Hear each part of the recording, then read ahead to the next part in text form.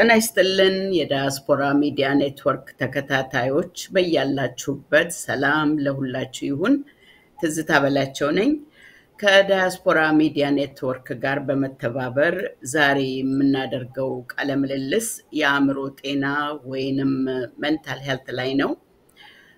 ሜይ ወይም በአውሮፓውያን ግንቦት ወር እዚህ ሀገር በመላው ዩናይትድ ስቴትስ የአእምሮ ጤና ትኩረት የሚያገኝበት ህዝቡ የሚማማርበት እና ቅስቀሳ የሚደረግበት ወር ነው እና በኢትዮጵያውያን ማህበረሰብ የአእምሮ ጤና ግንዛቤ መጎልበት ወይንም መጨመር እንዳለበት ይታመናል። ከአእምሮ ጤና ሐኪም ወይንም ሳይኪያትሪስት ጋራ ውይይት አደርጋለሁ ቀጥሎ። እንግዳዬ ዶክተር ኤደን ታየ ትባላለች። ከ20 ዓመታት በላይ በዚህ አቅራቢያችን በሚገኝ በሜሪላንድ ሲልቨር ስፕሪንግ ውስጥ ከ20 ዓመታት በላይ ለኢትዮጵያውያን በአማርኛ በቋንቋቸው አገልግሎት ሰጥታለች። ዶክተር ኤደን በቅድሚያ አመሰግናለሁ። እንኳን ወደ ዳያስፖራ ሚዲያ ኔትወርክ በሰላም መጣሽ። ጤና ይስጥልኝ። በጣም አድርጌ እኔም አመሰግናለሁ። እንግዲህ አሁን ስለተጋበዝኩኝ በጣም ደስተኛ ነኝ። እሺ እንግዲህ ወደ ጥያቄ ልሂድ እና አንድ ሰው የአእምሮ ሁከት አለበት ስንል ወይንም የአእምሮ ጤናው የተጓደለ ነው ስንል ምን ማለታችን ነው? ምን ማለት ነው የአእምሮ ሁከት? እንግዲህ የአእምሮ ሁከት በብዙ አይነት ነው የሚገለጠው እንደየበሽታው አይነት። ግን በአጠቃላይ ለመግለጽ ያህል ሰው ዘወትር ከሚያደርጋቸው ነገሮች የተለየ አይነት ባህሪ ወይ ደግሞ ተግባር ሲያሳይ አንድ ነገር በአእምሮ አካባቢ ሁከት እንደገጠመው መረዳት እንችላለን። ያኔ ነው ምንድነው የተለየ ነገር የተፈጠረበት ብለን መጠራጠር ወይ ደግሞ መገመት የምንችለው ማለት ነው። ምልክቶቹ ምንድናቸው? እንደው አንድ ሁለት ብለሽ ብትገልጭልን። ወትሮ ከሚያደርገው የተለየ ነገር ማድረግ ያለመቻል ነው ወይስ ምንድናቸው ምልክቶቹ? ለምሳሌ ይሄ ዲፕሬሽን ወይ ድባቴ የሚባለውን ለምሳሌ ብናነሳ ምልክቶቹ ምንድናቸው? ዋናው መከፋት፣ ደስተኛ አለመሆን፣ ፍላጎት ማጣት፣ ዘወትር የምናደርጋቸው የነበሩትን ነገሮች ማድረግ መተው፣ ወይ ቸርች መሄድ፣ ቤተክርስቲያን መሄድ ሊሆን ይችላል፣ ስፖርት መስራት ሊሆን ይችላል። እነሱን ነገሮች መተው። እንደገና ደግሞ የእንቅልፍ ማጣት፣ የምግብ ፍላጎት መቀነስ፣ መበሳጨት፣ እነዚህ የዲፕሬሽን ዋናው ምልክቶች ናቸው። ነገር ግን ለምሳሌ አንዛይቲ ደግሞ ሲሆን ምን ይሆናል? እንደ ዋናዎቹን ለመግለጽ ያህል ያላግባብ መጨነቅ፣ ላልሆነ ነገር ወደፊት ለሚሆን ነገር መጨነቅ፣ መፍራት፣ እንዴት ነው ይከታተሉኛል፣ ሊያጠቁኝ ይፈልጋሉ፣ ስለኔ ነው የሚናገሩት ብለን ባሌለ ነገር ሁከት ማግኘት ማለት ነው። አንዛይቲ የሚባለው አንዱ እሱኛው ነው።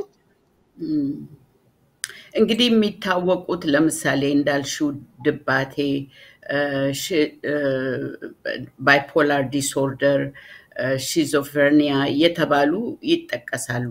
የእያንዳንዱ የአእምሮ ህመም ምልክት የተለያየ ነው? ተመሳሳይ ነው? እንዴት ነው የሚታወቀው? አሁን ልክ እንዳልኩት የዲፕሬሽን እና ይሄ የድባቴና የአንዛይቲ ወይ ደግሞ አላግባብ መጨነቅ የሚባሉት አሁን ቅድም እንዳልኩት አንዳንድ ጊዜ ምልክቶቹ ሊደጋገሙ ይችላሉ። አሁን ለምሳሌ አንዛይቲ ያለው ሰው ወይ የሚጨነቅ ሰው እንቅልፍ ሊያጣ ይችላል፣ አፒታይቱ ሊታወክ ይችላል። ዲፕሬሽንም እንደዛው ነው። ስሜቶቹ አንዳንዴ ይመሳሰላሉ፣ ግን ራሳቸው ደግሞ በየራሳቸው የተለያየ ዲስቲንክት የሆነ ምልክት ደግሞ ያላቸው አሉ። ለምሳሌ ባይፖላር ዲስኦርደር የምንለው አንዳንድ ጊዜ ኢነርጂ ከምንም ተነስቶ በቃ ጉልበት ያገኛል አንድ ሰው። አንዳንዴ ደግሞ በቃ በማግስቱ ትኝት ብሎ አቅም ያጥረዋል። ያ ቲፒካል ሳይኑ ነው። ዋናው ምልክቱ እሱ ነው። ጉልበት አንዳንድ ጊዜ ደግሞ ኢነርጂ ከሚጠበት በላይ በቃ የማይደክማት ጉልበት የሚያገኝ ሰው እሱ ሜኒያ ይባላል። በጣም ጉልበት አግኝቶ ከሚገባው በላይ ድርጊቶችን ሲፈጽም ማለት ነው።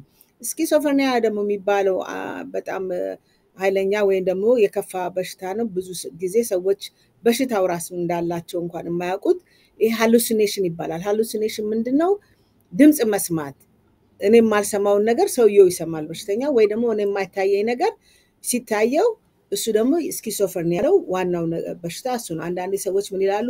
ሰይጣን ተናገረኝ፣ እንትን አለኝ፣ የሆነ ሰው እንትን አለኝ የሚሉት እሱ ሃሉሲኔሽን የሚባለው ነው። በኦዲቶሪ ሃሉሲኔሽን የሚባለው ድምጽ መስማት ነው። ሌላኛው ደግሞ ቪዥዋል ሃሉሲኔሽን ይባላል። እኔ የማላየውን ነገር የሚያዩ ሰዎች አሉ እና ልዩነት አላቸው። አንዳንዴ ደግሞ ምልክታቸው ይደራረባል ወይ ደግሞ ይመሳሰላል። በጆሮአቸው የሚሰሙት አሁን አንድ ጊዜ በግል ጉዳይ ገለጻ ሲደረግልኝ እነኚህ በጆሮአቸው ድምጽ የሚሰሙት ከአንድ ሰው በስተጀርባ እስከ 20 ሰው ቆሞ የሚነጋገርበት ሁኔታ ያን ያህል የድምጽ መረበሽ እንዳለ ነው የሚነገረው። እና እዚህ ላይ እንደው ግንዛቤ ሰው እንዲያገኝ ትንሽ አብራርተሽ ልታስረጅን ትችላለሽ? እውነት ነው። አሁን ይሄ ቪዥዋል ወይ ደግሞ ኦዲተሪ በድምጽ የሚሰሙ ሰዎች ምንድነው እነሱ ደግሞ የሚከፋፈል እንትን አላቸው፣ ካታጎሪ አላቸው። ለምሳሌ አንዳንዴ ኮማንድ የሚያደርግ ሃሉሲኔሽን አለ። ይሄንን አድርግ የሚላቸው ድምጽ ይሰማሉ። የዛን ጊዜ እኛ የሚያስፈራን ወይ ደግሞ እንደ ሐኪም የሚያስጨንቀን ምንድነው ራስን ግደል የሚል ድምጽ ቢመጣ፣ እከሌን ግደል የሚል ድምጽ ቢመጣ ለሴፍቲ ኮንሰርን ያደርገናል ማለት ነው። እና ድምጾቹ የተለያየ ነገር ነው የሚሉት፣ ግን ዋናው ይሄ ኮማንድ ሃሉሲኔሽን የሚባለው እሱ በጣም አደገኛ ነው። ብዙ በሽተኞች ነርሶችን ይመታሉ፣ ሐኪሞችን ይመታሉ። ምንድነው ሲባሉ እንደዚህ አርግ ተብዬ ነው ድምጹን ሰምቼ ነው ይላሉና ሪል ሆኖ ነው ለነሱ የሚታያቸው። እና እሱን ኮንፍሮንት ማድረግ አያስፈልግም። እንደ ፋሚሊ ምን አለና ነው ምን ሰምተህ ነው ምንም ድምጽ የለም ብለን ማለት ሳይሆን ለመረዳት ኢትስ ሪል። አንዳንዴ ሰዎች አይታችሁ ከሆነ የእጃቸውን እንትን እያደረጉ ሲያነጋግሩ ስታዩ የእነሱ የሚታያቸው ነገር አለ እኛ ማናያቸውና ሪል ነው። ኮንፍሮንት ማድረግ አያስፈልግም በሽተኛውን ለማለት ነው። እሺ ዶክተር ኤደን እስቲ እዚህ ላይ ማስታወቂያ ሰምተን እንመለስ። በጊዜ ግቡ በሚለው መሪ ቃል መጓዛችን የስኬታችን ምንጭ ነው። የዛሬን ብቻ ሳይሆን የወደፊቱን ፍላጎቶን መረዳታችን ልዩነታችን ነው። በከተማችን ተወዳጅ ሰፈር ሳር ቤት ቫቲካን ኤምባሲ ጎን የሚገኘው ሳይታችን ላይ ዘመናዊ አፓርትመንቶችን እና ሱቆችን ሽያጭ ጀምረናል።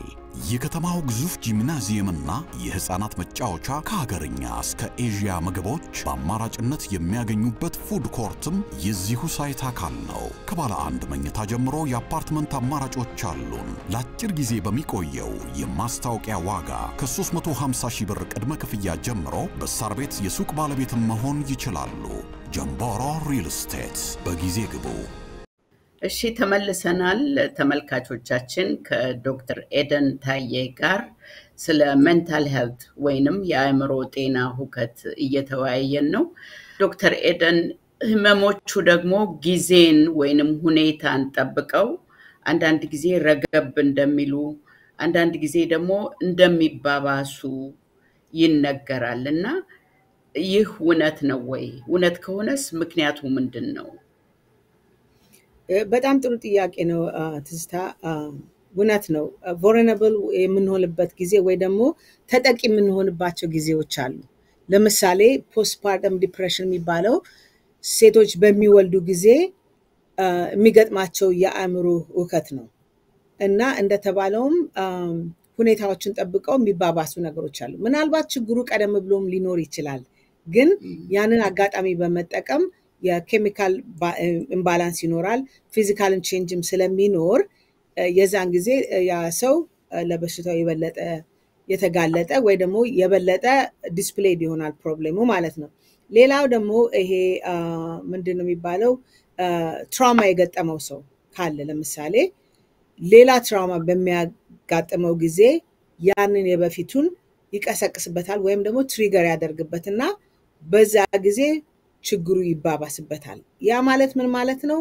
በፊት የገጠመው ችግር አለ፣ ተቀብሮ የቆየ ሊሆን ይችላል ተዳፍኖ ለጊዜው የቆየ ሊሆን ይችላል ግን ያ ችግር ድጋሚ በሚመጣበት ጊዜ ተባብሶ በፊት ከነበረው የበለጠ ሆኖ ችግሩ ይከሰታል ማለት ነው ሌላው ደግሞ ልጆች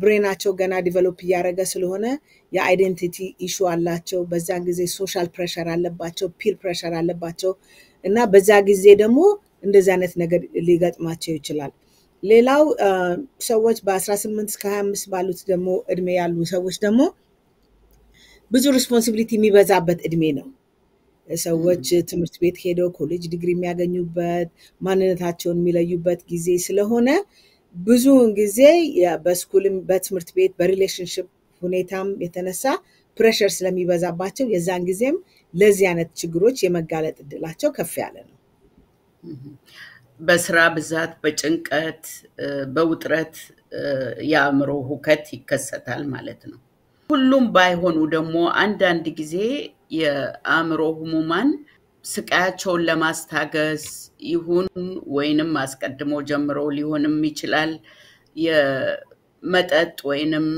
የእጽ መጠቀም አዝማሚያ አለ ግንኙነቱ ምንድነው ይሄም ደግሞ በጣም ጥሩ ጥያቄ ነው ይሄ ምን ይባላል በእኛ አካባቢ ኮርሞቢዲቲ ይባላል ኮርሞቢዲቲ ወይም ደግሞ ተጓዳኝ በሽታ ይባላል ተጓዳኝ የሆነበት ምክንያት ምንድነው ብዙ ጊዜ አእምሮ በሽታ ያለባቸው ሰዎች ያው ቅድም እንዳልነው ስትረስ አለባቸው ያልተሳካ የህይወት ጉዞ አላቸውና ምንድነው የሚያደርጉት እሱን ሲምፕተም ለመቀነስ ብለው ለምሳሌ አንዛይቲም ሊሆን ይችላል ሌላም አይነት የሜንታል ችግር ሊሆን ይችላል ምን ማድረግ ይጀምራሉ ሰልፍ ሜዲኬሽን ወይ ደግሞ ራስን በራስ ማከም ሐኪም ቤት ሄዶ እርዳታ ከማግኘት ይልቅ ፕሮፌሽናል ጋር ሄዶ እርዳታ ከማግኘት ይልቅ ራሳቸውን በመጠጥ ወይም ደግሞ በድራግ በማደንዘዝ ያንን ጊዜ ለማለፍ ይሞክራሉ ስለዚህ ብዙ ጊዜ እንደዚህ አይነት ችግር ያለባቸው ሰዎች የሱስም ተጠቂ ሆነው ነው የሚታዩት እና ትራውማ ያላቸው ሰዎች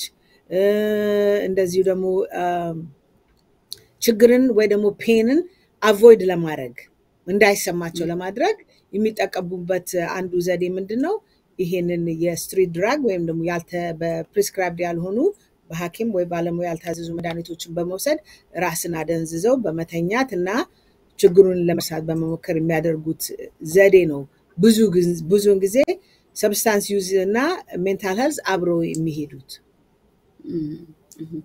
እስቲ አሁን እንግዲህ ወደ ህክምናው እንሂድ እርግጥ ነው እንዳልሽው ህመሙም የተለያየ ነው የተለያየ ምልክትም አለው የተያዘው ሰውየም በተለያየ ሁኔታ ነው ህመሙን የሚያስተናግደው ሆኖም ግን ህክምና አለና እስቲ አንድ ሁለት ብለሽ ህክምናውን አስረጅም እንግዲህ ህክምናው ያው እንደ ችግሩ ወይ ደግሞ እንደ ሰውየው ፕሬዘንቴሽን ነው ያ ላንዱ የሰራ መድኃኒት መጀመሪያ እንደው ለማስረዳት ያህል ለሌላኛው አይሰራም ሜንታል ሄልዝ እንግዲህ ደም ቀድተን ወይ ደግሞ ሰገራ ወስደን ሽንት ወስደን ብዙ የምናገኘው አይነት በሽታ አይደለም በሰውየው ፕሬዘንቴሽን ወይ ደግሞ ሰውየው ባመጣው ችግር በዛ ተነስተን ነው ህክምናውን የምንሰጠውና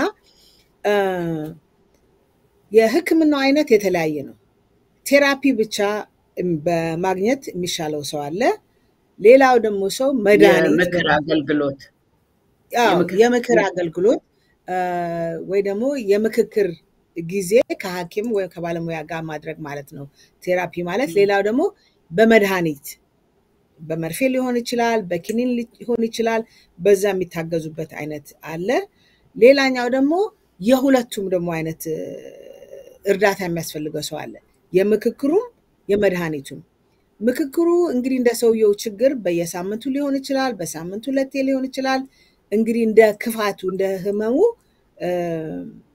ብዛት ማለት ነው እንደ ምን አይነት እንደ በረታበት አይነት ማለት ነው መድኃኒቱም እንደዛው ነው ስለዚህ ምንድነው እኔ የማየው ማለት ነው በእኔ ባለኝ ክሊኒክ እንግዲህ ሲልቨር ስፕሪንግስ ክሊኒክ አለኝ እንደምታውቂው ወዘሮ ትስታ ምንድነው የማየው ነገር ሰዎች ይመጡና አንደኛ በጣም ግልጽ አድርገው ችግራቸውን ለመንገር ይከብዳቸዋል እንግዲህ እኔ እዚህ ክሊኒኩን ስከፍት በአማርኛ የሀገሬን ሰው እጠቅማለሁ ወይ ደግሞ ሌሎች ፎሪነሮችም እዚህ ሀገር ያሉ ሰዎች ከአፍሪካ የሚመጡ ሊሆኑ ይችላሉ፣ ከአውሮፓ የመጡ ሰዎች ሊሆኑ ይችላሉ። አግዛለሁ ብዬ ስመጣ የልባቸውን ፍትትት አድርገው እንዲናገሩ ነው። እና ሌላው ደግሞ ስጋት ምንድነው ኮንፊደንሻሊቲ ወይ ደግሞ በሚስጥር ጉዳይ ያያዝልኝም ብለው የሚሰጉትም ነገር አለ። እዚህ ቦታ ስንመጣ ማንም እንዴት እንደዚህ ሆንሽ እንዴት እንደዚህ ሆንክ ብሎ ጀጅመንት ምንድነው ማንም እንትን የሚላቸው ሰው የለም። እንዴት ነው የሚያሳቅቃቸው ሰው የለም። ስለዚህ ችግራቸውን በቋንቋቸው አስረድተው እርዳታ እንደቀደም እንዳልነው ምክክርም ከሆነ መድኃኒትም ከሆነ የሁለቱም ደግሞ ኮምቢኔሽንም ከሆነ እርዳታ ለማግኘት ችግራችንን ፍትት አድርገን መናገር አስፈላጊ ነው። እና እንደዚህ ነው ህክምናዎቹ እነዚህን ይመስላሉ። ሌላው ደግሞ ከባዱ ነገር ብዙ ጊዜ የሚጠቀሰው ቤተሰቦችም የሚያነሱት ታማሚው መታመሙን ራሱ አያውቅምና ሐኪም ቤትም ለመሄድ መድኃኒትም ለመውሰድ አይተባበርም። እና በዚህ ጊዜ ምንድነው ምን ትመክሪያለሽ ቤተሰቦችን? እንግዲህ ይሄ በጣም ከባዱ ነገር ይሄ ነው። ምክንያቱም ሰውየው አእምሮ ስለታመመ መታመሙንም አያውቅም እንዳልሽው እና ፋሚሊ በዚህ ጊዜ ምን ማድረግ አለበት፣ ወዳጅ አካባቢ ያለ ሰው ምን ማድረግ አለበት የሚለው በጣም በጣም አስፈላጊ ነው መልሱን ማግኘት። አንደኛ ሰውየው መታመሙ ካወቅን እኛ ቅርብ ያለነው ሰዎች ፕሮብሌም እንዳለ ከተረዳን ወይ ከተገነዘብን መጀመሪያ ደረጃ በሽታውን አሞሃል ሲክ ሆነሃል ሳይሆን መተኛት ሰሞኑን አስቸግሮሃል፣ ምግብም እምቢ ብሎሃል ብለን በዘዴ ነው። ምክንያቱም እንደዛ አሞሃል ካለን የሚያመጡት ምላሽ ምንድነው ምን ሆንኩኝ ምን አየሽብኝ ብለው የመጣላት ወይ ደግሞ ያለ መስማማት ችግር ስለሚያመጡ ያችን ቀስ አድርጎ ማግባባት። ሁለተኛ ነገር ደግሞ ችግሩ እየበረታ ከሄደ ማማከር፣ ሐኪም ጋር ለምን አትሄድም አእምሮ ሐኪም ጋር ልውሰድ ሳይሆን ሐኪም ጋር ዘወትር የምትሄድበት ሐኪም ጋር ሄደህ ታይ ብሎ በተዘዋዋሪ ያኛውንም አድረስ ማድረግ ይቻላል። ያኛውንም ችግር አድረስ ልናደርግ እንችላለን። በሽተኛው አእምሮ ሐኪም ጋር ሄድ ከሚባል ዘወትር የለመደው ሐኪም ጋር ቢሄድ ቀለል ስለሚለው በዛ አድርገን ልንወስድ እንችላለን። ሌላው ደግሞ ምንድነው ሰውየው ፈቃደኛ ካልሆነ ዴንጀረስ ከሆነ ማለት አደገኛ ከሆነ ሰውን ሊጎዳ የሚችል ከሆነ ራሱን ችግር ላይ የሚጥል ከሆነ ይሄኛው ደግሞ ያለ ፍቃድ ሐኪም ቤት የሚሄዱበት ዘዴ አለ። ኢንቮለንተሪ አድሚሽን ይባላል። ደውለን እሱን ሪፖርት አድርገን መተው ቤታችን ድረስ የሚያስፈልገውን የህክምና ምርመራ አድርገው አዎ ይሄ ሰውዬ አደገኛ ነው ለሌላ ሰው አደገኛ ነው ለራሱ ብለው ወደሚመለከተው ህክምና ቦታ ሊወስዱት ይችላሉ። ስለዚህ የቤተሰብ አስተዋጽኦ እዚህ ላይ በጣም በጣም በጣም አስፈላጊ ነው። የሚደወለው የት ነው? ክራይሲስ ሴንተር የሚባለው ነው? ፖሊስ ጋር ነው የሚደወለው? የት ጋር ነው የሚደወለው? እንግዲህ እንደ ችግሩ ሁኔታ ነው። አንዳንዴ በጣም አደገኛ ከሆነና ራሱን ሊጎዳ ወይ ደግሞ ሌላ ሰው ላይ ዕቃ እየወረወረ አደጋ ላይ የሚጣላኝ ከሆነ 911 is the number to call። ያው 911 ደውለን እሱን ሪፖርት እናደርጋለን። this is emergent ነው። በጣም በጣም አደገኛ ነው ለራሱም ለሌላውም ሰው። ሌላው ደግሞ ሰውየው ራሱ እንትን ካለን 988 ደግሞ የሱሳይዳል ክራይሲስ እንትን ነው ላይን ነው 988 ክራይሲስ ነው እሱም አለ። እና ሌላ አንድ ነገር የነበረው ምንድነው ዴንጀረስ ነው ወይ ደግሞ አደገኛ ነው ወይ ደግሞ ራሱን ችግር ይጥላል ስንል ራሱን ገመድ አድርጎ ይሰቅላል ወይ ደግሞ ራሱን ይቆርጣል ሳይሆን ምግብ አልበላም ብሎ ራሱ ብዙ ቀን ከቆየ ይሄ ሰውዬ ካልበላ ያም ዴንጀረስ ነው። ራሱን ሊጎዳው ይችላል አይደለም? ራሱን ሊያጠፋ ይችላል። ስለዚህ ዴንጀረስ የሚለውን እንትን በቀላል ማየት አያስፈልግም። ዝም ብሎ የሚተኛ ከሆነ መድኃኒት ካለው ለምሳሌ ዳያቤቲክ ከሆነና መድኃኒቱን የማይወስድ ከሆነ that's dangerous ብዬ ነው እኔ የምገምተው። ብለድ ፕሬሸር ሜዲኬሽን ካለው መድኃኒቴን አልወስድም ብሎ ተስፋ ቆርጦ አልተኛም አልበላም ካለ ይሄ ሰውዬ ራሱን ለመግደል እያመቻቸ ነው ማለት ነው። እና ይሄ ራሱ አድረስ መደረግ አለበት። ከዚሁ ጋር በተያያዘ እንደው የቤተሰብ ሚና እንግዲህ ከግንዛቤ እጥረት ማመናጨቅ፣ መቆጣት፣ ያለመረዳት ይኖራልና እንደው በንግግራችን ታማሚውን እንዴት ነው አፕሮች ማድረግ ወይንም እንዴት ነው ማወያየት ያለብን ማነጋገር ያለብን?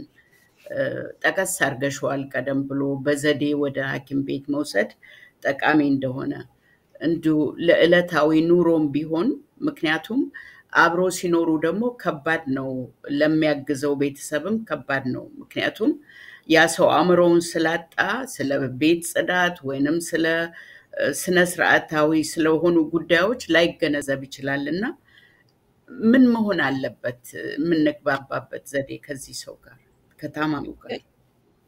እውነት ነው። እንግዲህ ይሄ ሰውዬ መታመሙንም ላያቅ ይችላል፣ አውቆም ሊሆን ይችላል። ማወቁም ራሱ በራሱ የሚፈጥረው ችግር አለ ለሰውየው።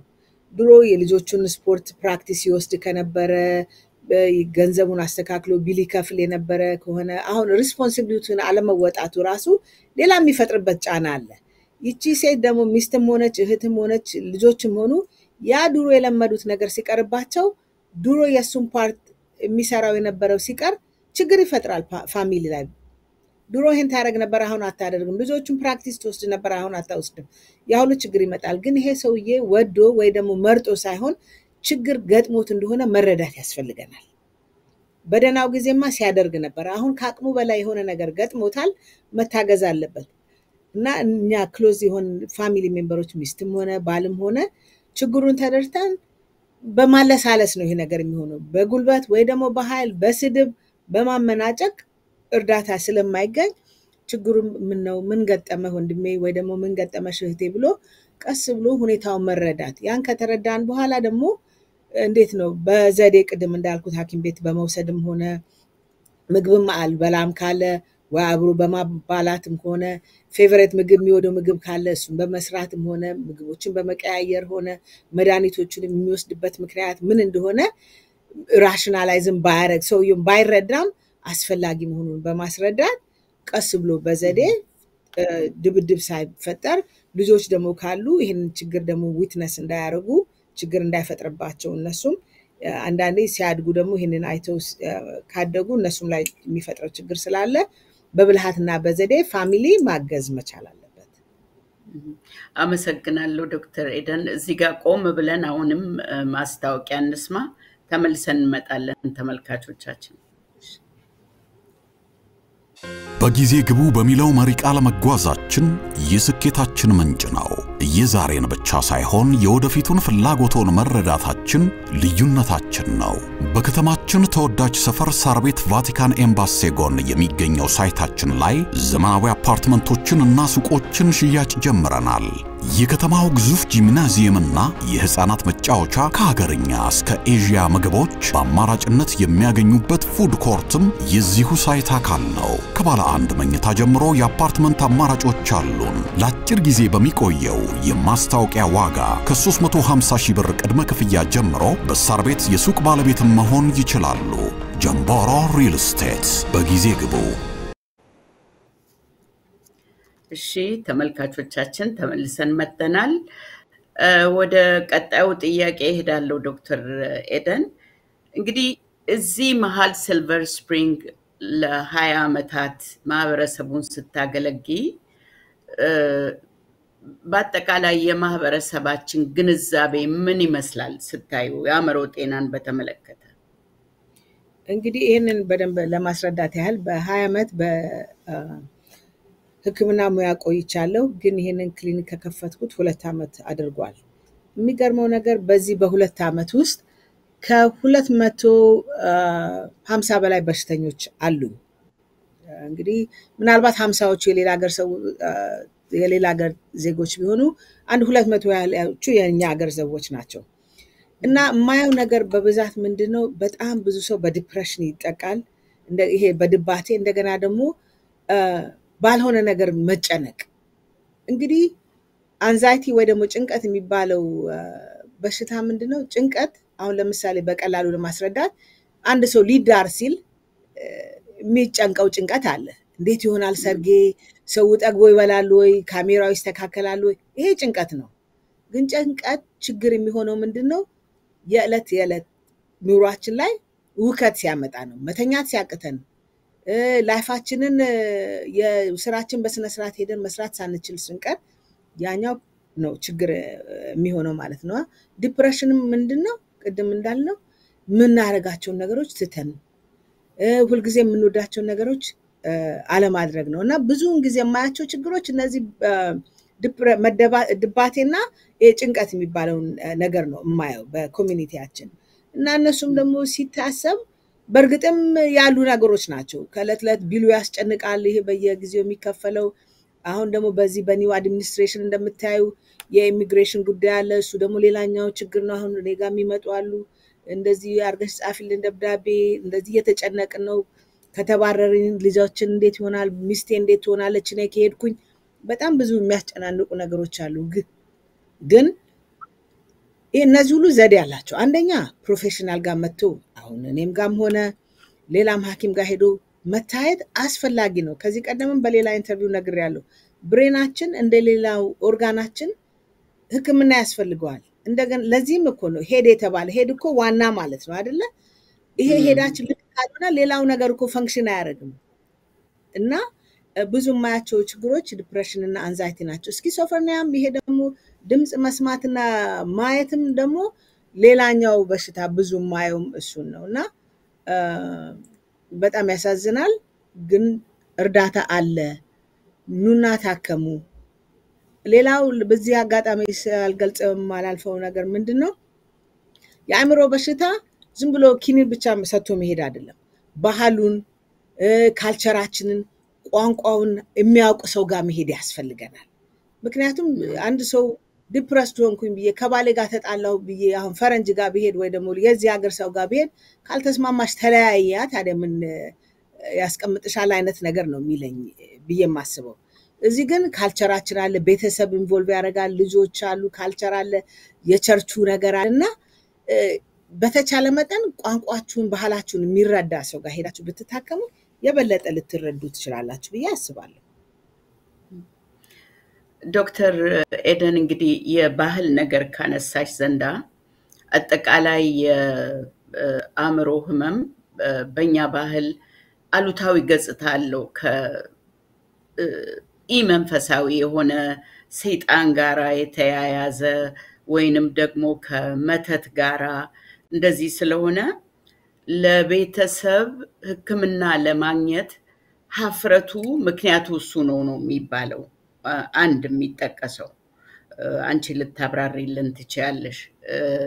እና በተለይ ደግሞ ታማሚው ወደ መጠጥ ወይንም ወደ ህገወጥ ሱስ መጠቀም ከሄደ ብልግና ነው ወይንም ጋጠ ወጥነት ነው የሚል አዝማሚያ ስላለው ቤተሰብ ራሱንም ያገላል፣ ከዛ ከህመምተኛውም ራሱን ያገላል፣ ድጋፍም አያደርግለትም፣ ያፍርበታል በጉዳዩ።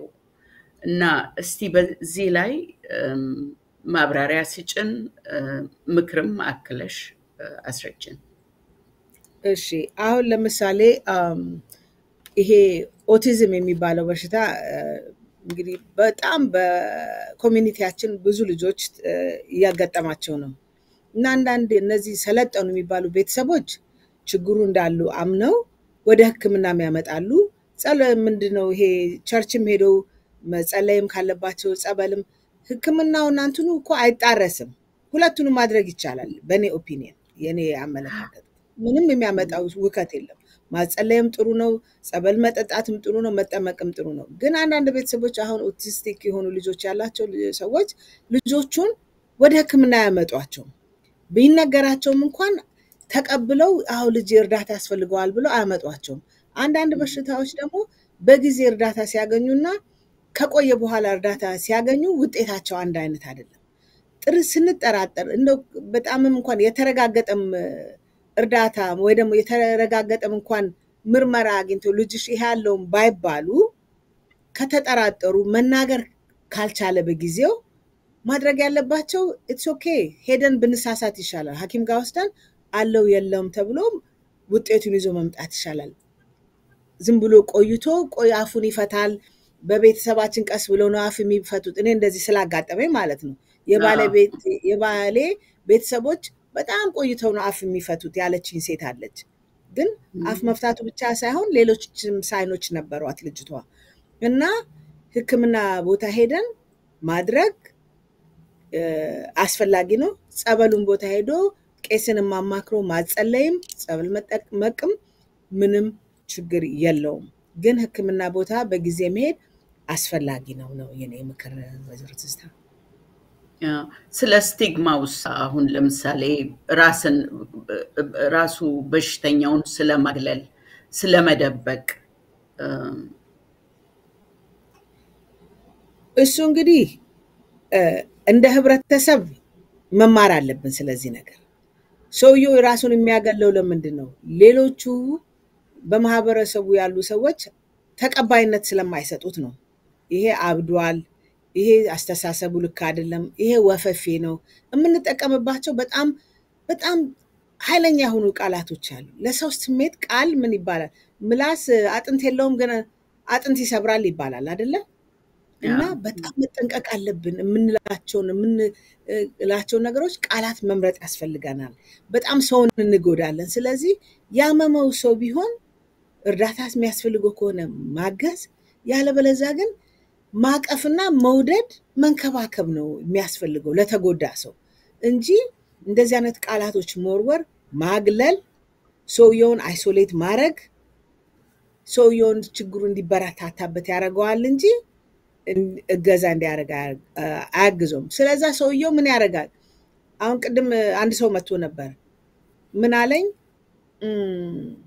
ለሰዎች ችግሬን አልነግርም አለ ለምንድን ነው ስለው አይ እንትን ይሉኛል ያገሉኛል ይሄንን ካወቁ ብሏል እና ይሄን ችግሩን የማይነግሩበት ምክንያት ሲገልጹልሽ እንግዲህ እንዳልኩት አይወዱኝም ያገሉኛል ዋጋ የለውም ብለው ቫልዩ አይሰጡኝም ምን ይረባል ይሄ ታማሚ ነው ያምሩ ተማሚ ነው ብለው ይሉኛል ብለው ነውና ስለሰው ኦፒኒየን ሳይሆን ወይ ደግሞ ሰው ይሄን ይለኛል ብለን ሳይሆን መጨነቅ ያለብን ለኔ ምንድነው መድኃኒቱ ብልሃቱ ለኔ ምንድነው ቤተሰብም ከሆነ ለልጄ ምንድነው የሚያግዘው ለወንድሜ ወይ ለባሌ ምንድነው የሚረዳው ነው እንጂ የሚለው ነው እንጂ ማሰብ ያለብኝ ሌላ ሰው እንዲለኛል ብዬ ሰውየውን ከመታከም ልጄን ህክምና ከማግኘት ማገለው ከሆነ በጣም እየጎዳሁት ነው ማለት ነው እንደ ማህበረሰብ እነዚህን ሰዎች ማገዝ ማቀፍ ማስተማር በጣም በጣም አስፈላጊ ነው አጠቃላይ ማህበረሰቡም ደግሞ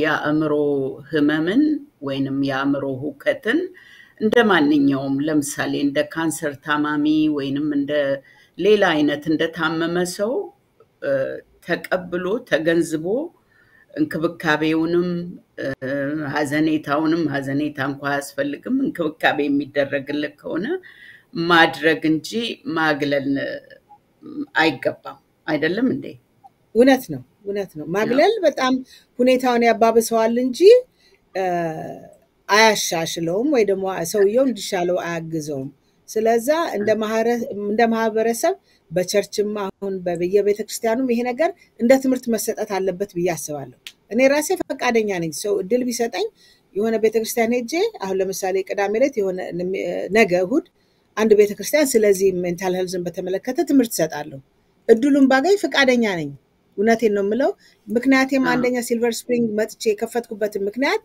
አብዛኛው ህዝባችን እዛ አካባቢ ስላለ እንዲታገዝ በማለት ነው እና ታገዙ ህክምና አግኙ እኛም ደግሞ የተጎዱ ሰዎች ስናይ ለማገዝ ነው እንጂ መሞከር ያለብን እንዴት ነው እንደ ነውር ወይ እንደ ክፋት አውቆ ያመጣው እንደው ሌላው እንኳን ቢቀር እንኳን ድራግ እንደሚወስድ ብናቅ ያንን ሰው ማጥላት ወይ ደግሞ ማስወገድ ሳይሆን ችግሩን ተረድተን እርዳታ የሚያገኝበትን ሁኔታ መፍጠር ነው ያለብን ህክምና ሞልቷል ኢንሹራንስ ቢኖር ባይኖር አሜሪካን ሀገር በዚህ በኩል በጣም እርዳታ ለማግኘት በጣም ቀላል ነው እና ይሄ ነው የኔ ምክር እሺ ዶክተር እንግዲህ እስቲ እንደው ለመከላከያ እንዲሆን እርግጥ ነው አንዳንዱ ኬሚካል ኢምባላንስ ነው ይባላል ከተፈጥሮ ወይንም ጀነቲክ ዲስፖዚሽን ሊኖር ይችላል ከቤተሰብ ከኑሮ ሁኔታ ነው ሊመጣ የሚችለው እንዴት ነው የምንከላከለው አሁን ለምሳሌ አንቺ የራስሽን የአእምሮ ጤና እንዴት ነው የምትጠብቂው ብታካፊን የራስሽን የአእምሮ ጤና እንዴት ነው የምትጠብቂው እኔ እንግዲህ ምንድነው ማደርገው አብዛኛውም ሰው የሚያደርገው እና ማድረግም አለበት የሚለው ነገር ምንድነው አንድ ሰው በአቅሙ መኖር አለበት መጀመሪያው ደረጃ ራሱን ከሌላ ሰው ጋር ማስነጻጸር አያስፈልገውም እሱ ነው ችግር የሚያመጣው ለልጆች ራሱ አታያትም ከዝህንና አታያትም ዲግሪ አግኝታ አንተ ግን እስካሁን ድረስ 7-11 ትሰራለህ ወይ ደግሞ ምናምን ውስጥ ትሰራለህ ገብቶሻል እንደገና ይሄኛው ይሄን አይነት መኪና ይነዳል እዚህ ሰፈር ይኖራል በራሳችን አቅም መኖር መቻል አለብን በምንችለው ማለት ነው በሁሉ ነገር ሁሉም ሰው ትምህርት ቤት ሄዶ ዲግሪ ማግኘትም የለበትም ሰክሰስ እኮ ሜዠር የሚደረገው በተለያየ ነገር ነው በጤንነት ሊሆን ይችላል ባለን በሶሻል ግንኙነታችን ሊሆን ይችላል ስለዛ ራሳችን በምንችለው በአቅማችን መኖር በጣም አስፈላጊ ነው ዋናው ነገር እሱ ነው የምለው ሌላው ደግሞ በሰዎች ይሉኛል በማለት ለሰዎች ብለን ራሳችንን አለመጨናነቅ ማለት ምን ማለት ነው እንደዚህ ይሉኛል እንደዚህ ካላረኩኝ እንደዚህ ይሉኛል የሚል ነገር በጣም ይጎዳል ለኔ ምንድነው ጥሩ what's best for me ለኔ ለጤንነት ምንድነው አፎርድ ማረጋው ነው ወይ ለምሳሌ ሰርግ መሄድ ቢኖርብኝና መሄድ ማልችል ከሆነ መሄድ ማልችልባቸው ምክንያቶች ብዙ ይኖራሉ ምናልባት ትክክለኛው ልብስ የለኝም ትክክለኛው ጫማ የለኝም ጊፍት ወስጄ የምሰጠው ላይኖረኝ ይችላል የተለያየ ምክንያት አለኝ ግን ሰዎች ይትቀረ ይሉኛል ብዬ ራሴን ጭንቀት ከከተትኩኝ what's the point ምንም ቫልዩ የለውም ስለዚህ ሁሉ ጊዜ ማድረግ ያለብን ምንድነው በመንችለውና በአቅማችን መኖር አለብን ሁኔታው የአገሪቷ ሁኔታ ራሱ ጭንቀት አለው እና እኛ ራሳችን ማባባስ የለብንም በመንችለው መኖር በመንችለው መደሰት አለብን ደስታ ደግሞ በገንዘብ ብዛት አይገኝም አካባቢያችን ያሉን ሰዎች ኢንጆይ ማድረግ ልጆቻችን ኢንጆይ ማድረግ እና እንደዚህ ማድረግ በጣም ጠቃሚ ነው ብዬ አስባለሁ እሺ ዶክተር እንግዲህ በጣም ጥሩ ምክር ለግሰሽናል አመሰግናለሁ በዲያስፖራ ሚዲያ ኔትወርክ ተከታታዮች ስም ተመልካቾቻችን የዛሬው ዝግጅት እዚህ ላይ እናጠቃልላለን ጥያቄ ወይንም ማስተያየት ካላችሁ 512-677-4634 በመደወል አስቀምጡልን አመሰግናለሁ እስከሚቀጥለው ዝግጅት ደህና ቆዩኝ